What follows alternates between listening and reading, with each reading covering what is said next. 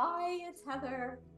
I'm going to work on an adapted version of downward dog. If you're familiar with yoga, downward dog is such a common position that gives you a really great stretch in your back and the back of your legs. However, it can get very complicated if you've had knee surgery or if you are just not really able to get down to the floor.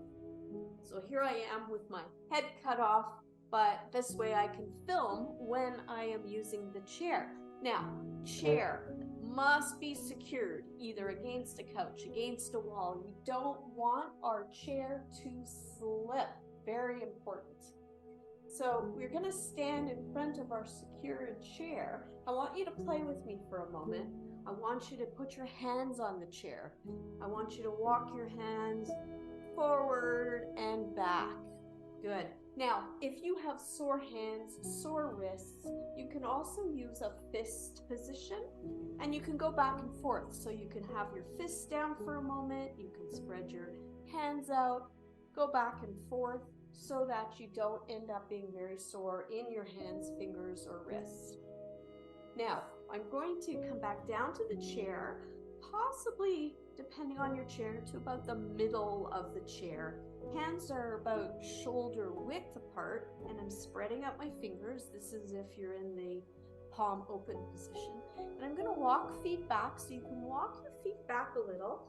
And with your chair secured, you should be able to push down and through the chair. So it's like you're pushing the chair into that security, and then you're able to bend your knees. Now, I can put my heels all the way down. You might not be able to. That is okay. So we're going to, once again, be here in this position. Notice that my tailbone is out. So my back is not rounded, it's fairly flat.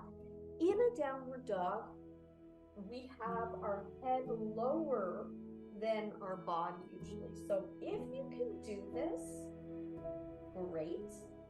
And if you can't, don't worry. I have another one coming up here where you can actually use your elbows on your chair instead. Keep your arms apart. And if you need that little extra support, you can place your head down on your chair.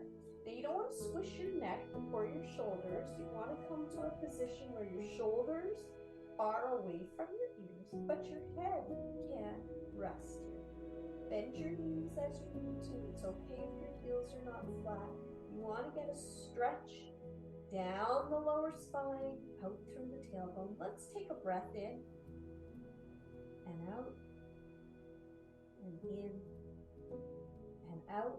And if you're up here in your downward dog and you can stretch your legs out a little bit more, take a breath in and out and in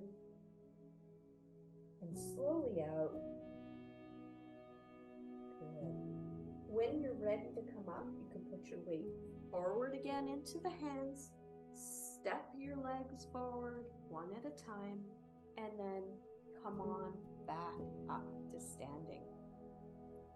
So adapted downward dog can give you the effect of the downward dog without the concern about getting down to the floor and not being able to get back up again.